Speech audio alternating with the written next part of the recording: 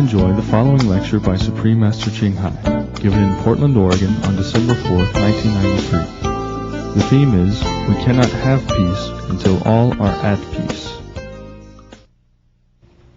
Most of the suffering in this world due to ignorance of the greatest of our position.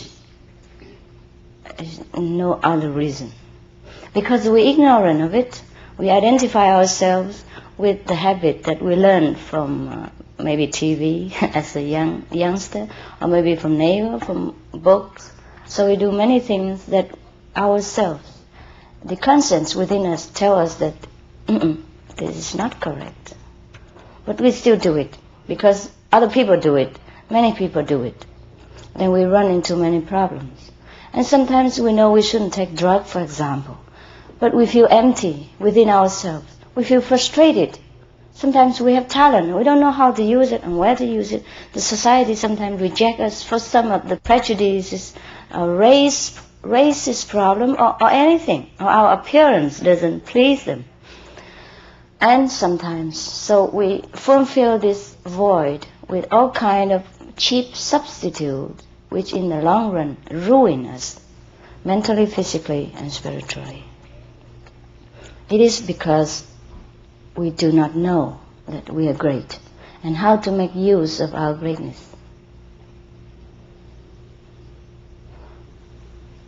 I'm not here to collect your money or to tell you what to do or to make you into any condition that is difficult for you. Just want to help you to find your great wisdom, your greatest ability again, in order for you to better your life. And because you better your life, I better my life too. And my children, my friends' children, my sister, brother's children, we have a better environment to live in. Because we are all connected with each other. Suppose you don't keep American clean and safe. Can I sit here and talk to you? Right? So we own each other everything. Suppose the farmers don't grow any crops. Even we have money.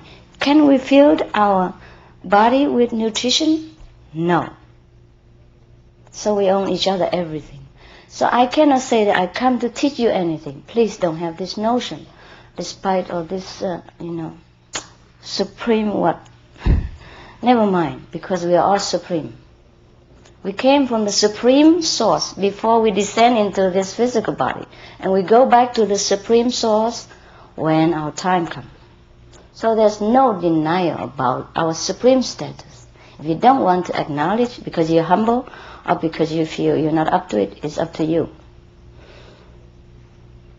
But I don't want to deny my status because I know.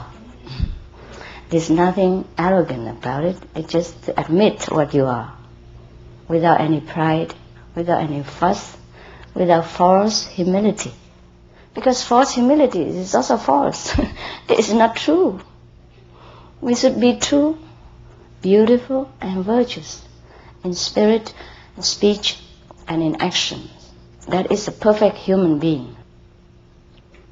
Even if we don't want to follow this method of enlightenment, of immediate enlightenment, we could try other things, yes, at least to think, so that we can focus back again within ourselves, to remember who we are, and to truly understand the sentence that we are the children of God, or for the Buddhists, we all have Buddha nature within ourselves.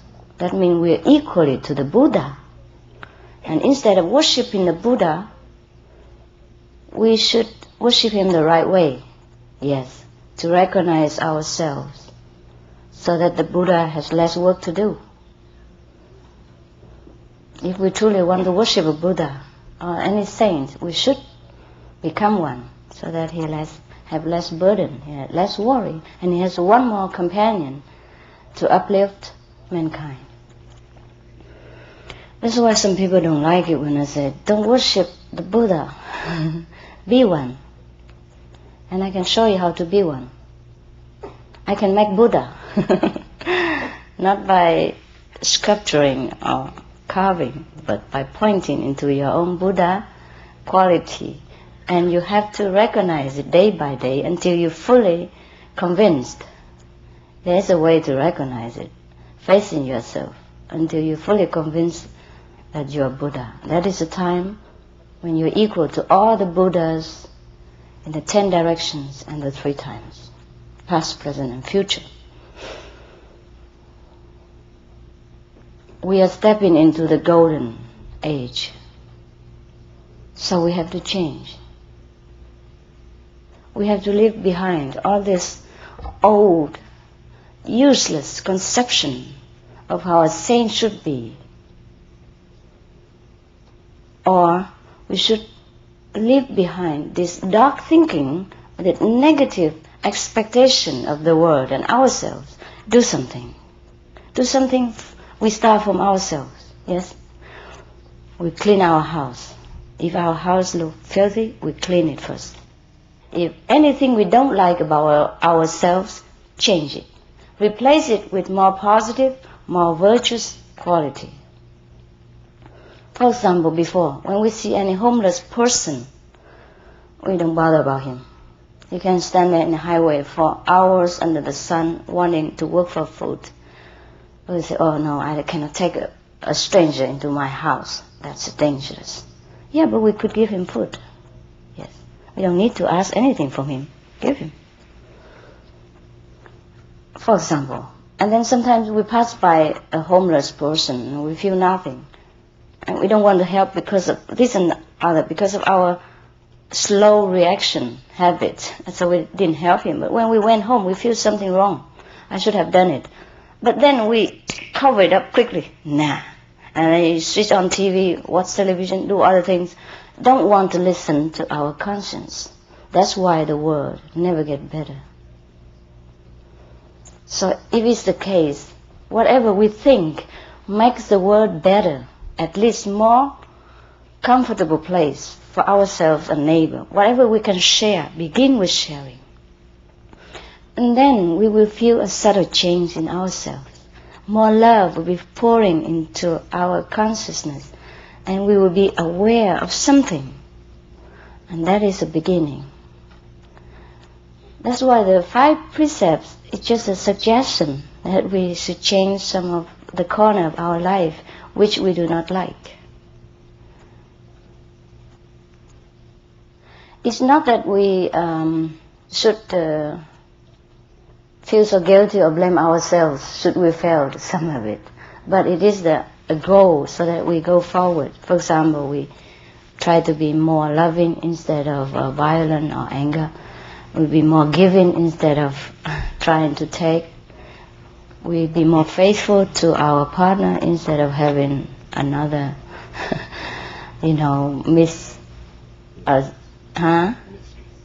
mistreat. Is that right? A mistress, yes. It could be Mister. And you always blame the man, I don't know why. There are women also who want to play Madame Butterfly. Flying from one flower to the next. There are 2 kinds of flowers, male flowers and female flowers. You know that? Yes. For example, yes, this brighten our world more and create a more calm atmosphere around us so that it makes us better. And that is also a kind of meditation. Yes. We meditate anytime, anyhow, in our life. We just meditate mostly on the wrong thing. So now we just use that meditation power, switch on to the right thing, that's all. When we think too much about how to make money at the expense of others, that is also meditation. We meditate on money, Yeah, we use all our concentrating power, all our mighty, thinking power in order to want to get that piece of paper. And that piece of paper printed, in God we trust. Isn't that paradoxical? Yes. But our God is money sometimes. You see, in God we trust. means we have to know God. If we don't know God, how would we trust Him, right? It's very easy to say, in God we trust, but how? Who is He? What does He look like? What did He do for me? Or what will He do for me that I have to trust Him, right? So we must know. And that is what enlightenment offers. We have to be enlightened in order to know what God is, who He is, and what does He do to help us every day in all detail of our activities. That is the thing we know after enlightenment. And we know more and more. If we do know God before in some of the blessed instance, then we do know Him more and more every day through the meditative attitude, through a very scientific way of maintaining our enlightening awareness. Because if we are enlightened once or twice, we still feel not yet there, too. Because if somebody is hungry for a long time now, and you give him just a little bit of water and bread, will he be satisfied? Of course not. So immediate enlightenment means you have a taste of enlightenment. And then we tell you how to nourish it, keep it every day, and expand it until you truly know the whole spectrum of enlightenment. Know your real self. And that's when you know God. Because only God dwells within us. Does the Bible say there are two persons dwells within our temple? Does Jesus say that? Or Buddha say there are two Buddhas inside? Or one is a Buddha and one is a mundane person? Did he say that? No, huh? In no Bible, no scripture say there are two persons in this house, in this body. So who is that inside? Only God. If we cast aside, we overlook our habits, our accumulated knowledge of mundane nature, then there is nothing there except God, right? Because the habits, the knowledge, the PhD person is not the real self. We were not born with it, and we will not die with it. So this only real one is it God, our true self. Yeah? But most of us forget. Thank you. You keep asking me how can we be immediate enlightenment when we meet you. No, you were already enlightened before you meet me. Just you don't know it and you forgot because you identify yourself with Mrs. So-and-so who works 8 hours a day, who has 3 children, and who are angry sometimes and who are loving sometimes. Oh, this is not you. You just accumulate it and you just react to the environment and the necessity of the time. But it's not you. We were not born with all this. Therefore, we are truly God-like. At least God-like. Not God, if not God, then God-like. But we are also God, part of God. Actually, we are God. I tell you why. Because this God power. My head. My hello. Trying to remind you of your hello, that's all. The real hello is more beautiful, if you can see it. Can you see something? Any of you? Yes? Okay. Do you see also? What did you see? I just see the beauty. Is that right? Okay. The outer beauty? The inner beauty also. At least, okay. If you can't see the inner beauty, I try to make myself beautiful outside. Thank you. Well, I try my best, Like Barbara Streisand, she said, I'm not beautiful, but I would say I can make myself beautiful. Well, that's what it is, yes. I couldn't do that before. After enlightenment, I can make up better. Everything become better, even makeup, it's true. I can make my hair, I design my own clothes, and I do many things. Yeah, artistic things. I couldn't do that before, yes. So even mundane life became better after we make use of our real power and wisdom. Otherwise, we just keep using what we know, what we learn from the society. And it is second hand, third hand, fifth hand, 100th hand. It's passed down all the time, and we sometimes don't prove whether it is really efficient for ourselves. So it's better that we use the original intelligence. So everything will come. Every of our latent abilities will surface. Every of our loving, hidden nature will emerge. Every of our talents will just come out, like from nowhere. That's why in the Bible it is said that seek you first the kingdom of God, and all the things shall be added unto you. That I can testify. Because we are breathing in God, we are living in God, we are born in God, from God, and we are come back to God. Where can you go except, where can we come from except from God? Do you think we come from the carpet or from the ceiling? Or even from the drop of blood that your father sent to you before you were born? Or is it the food that you eat that make you become you? Is that so that we call ourselves beef burger, cabbage, or vegetable grocery shop instead of a person or a human being with all intelligence? You see, even if you feed the cow or the dogs with all the food which you eat, he will not be as intelligent as you. Is it not so? Right? Or if you give a drop of blood from your father to the dog or to any of other things, will it become a human being? No. See? So what is it that make we the way we exist? It is God power. And it's all over the universe. It's in the air. It's everywhere that we walk, everywhere that we stay. It just happened to house in this instrument. You know, in some of the instruments. And it houses itself, just like electric power, it houses itself in a bulb of light, or in the refrigerator, or in some motor generator. Yeah, but the electric power is all over. It's the same power everywhere. It houses itself in some instrument only. Therefore, the God power is housed within us. We are one of the instruments that happen to contain the God power for a while, you know, to catch it. Just like currents of water and just flowing from the waterfall or from a mountain very high. And somebody happened to dig a hole.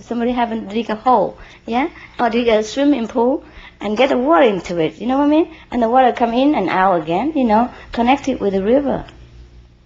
And the water in the pool is the water in the river.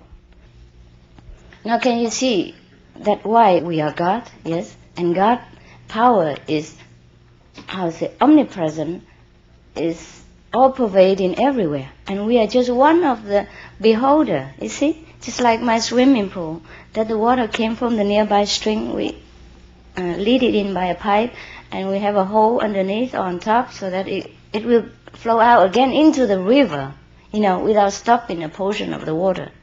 And the water in the pool, even though he's surrounded by stones and cement, he's still the water from the river, and he's connected somewhere other way, you see. So now, if our swimming pool is blocked, yeah, from connecting with the spring for some reason, then we have to, unblock it, yeah, by some reason. Maybe the pipe is blocked, or the pipe is damaged, or the hole is blocked. Then we have to unblock it. So enlightenment is the unblocking of our obscurity to our own nature, to our God-like connection, the God connection within ourselves, and the whole power of the universe. Now you understand? Okay. I think I talked long enough.